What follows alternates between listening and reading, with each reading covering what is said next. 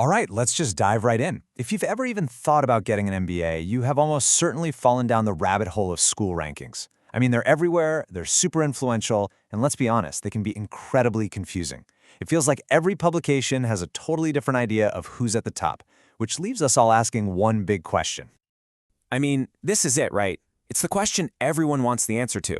Seems simple, seems direct, and it's probably the very first thing you type into Google. But the answer you get, well, that depends entirely on who you ask. And that, right there, is where all the confusion begins.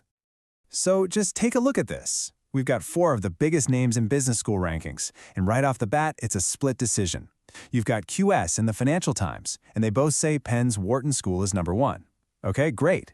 But then you look at LinkedIn and Bloomberg, which, to be fair, just focuses on US schools, and they put Stanford at the very top of their lists. So, who's right? Now, your first thought might be, wait, did somebody mess up the math here? But this isn't an error. This disagreement, this confusion, it's actually the entire point. The reason they all have different answers is because they're asking completely different questions to begin with. So yeah, welcome to what we're calling the MBA ranking maze. It really is a landscape of competing lists and, conflicting results. But just like any maze, there's a way through it. You just have to understand how it's built. And this right here, this is the master key to the whole puzzle. You're not looking at one objective truth. You're looking at 4 different stories. And each one has its own narrator, its own agenda, and its own definition of what success even looks like. The secret is figuring out which of those stories actually matters to you. All right, so let's pull back the curtain and meet the people behind the numbers, the methodologies. We're going to break down what these publications really care about and how they measure success. This is where it all starts to make sense. Okay, first up, the Financial Times. You can think of this one as the traditionalist, the establishment view. It leans super heavily on data from alumni surveys, but specifically 3 years after they graduate. It's focused on hard numbers like salary and the school's academic research power. It's a very data-heavy, long-term perspective. And when you look at how they weigh things, wow, it is crystal clear what their priorities are. Weighted salary and salary increase. Together, that's 32% of the entire ranking. That is nearly a third of the score based on one thing, money. You add in that 10% for research, and you can see this ranking really values high-earning graduates and powerful academic departments. Now, let's do a complete 180 and look at a totally different approach. LinkedIn's ranking, it is all about real-world outcomes. Instead of sending out surveys, it taps into its gigantic data set of career paths to see where an MBA actually takes people. It's less about what alumni say happened and way more about what the data shows really happened. And this just lays out the fundamental difference so perfectly. The FT relies on what people report themselves, which is valuable, sure, but it can be subjective. LinkedIn, on the other hand, is just using aggregated, anonymous data from millions of profiles. It's tracking who gets hired, who gets promoted, and even how strong a school's network is. It's like a real-time picture of career momentum. And it's not just these two, of course. LinkedIn builds its whole ranking around these 5 pillars, everything from hiring demand to leadership potential. Meanwhile, QS puts a massive emphasis on one thing, employability. It accounts for a full 40% of its entire score. So you can see, every publication has its own special recipe for what makes a school the best. So what do all these different measuring sticks actually end up, measuring?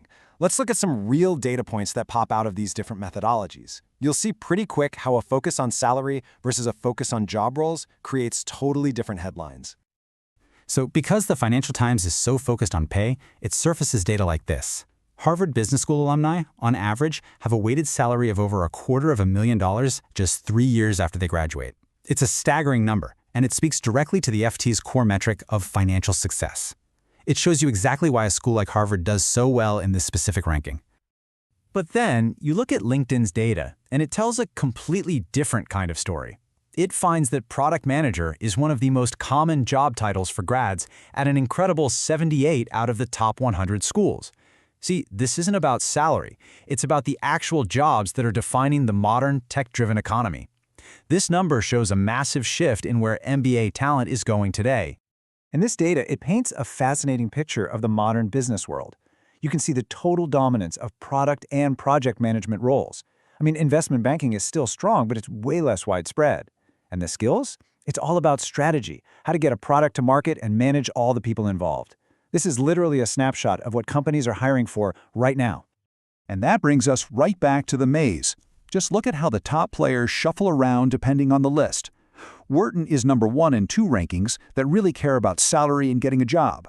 But Stanford is number 1 in the ranking that cares more about career outcomes and leadership. There is no single, stable hierarchy. It all just depends on the lens you're using. So how do you navigate all this? How do you actually find the right answer for you? Well, that brings us to the final, and honestly, the most important part of this whole thing: how to pick your winner. The key is to stop thinking about these lists as the final word and start using them as tools. We're calling this a personal ranking. It's a total mindset shift where you become the one in charge. You're not looking for the school the world says is best. You're looking for the data that points to the school that's best for your personal ambitions. And here's how you do it, in 3 really simple steps. First, define your main goal. Is it to make as much money as possible? Then the Financial Times data is going to be your best friend. Is it to switch into a specific role like product manager? Well, then LinkedIn's data is your guide.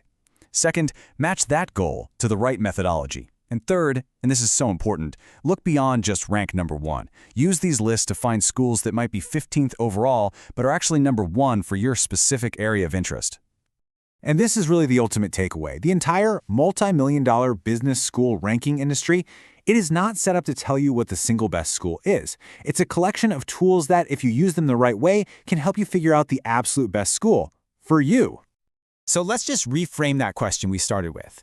Instead of asking who's number 1, the real question, the one you should actually be asking, is what's number 1?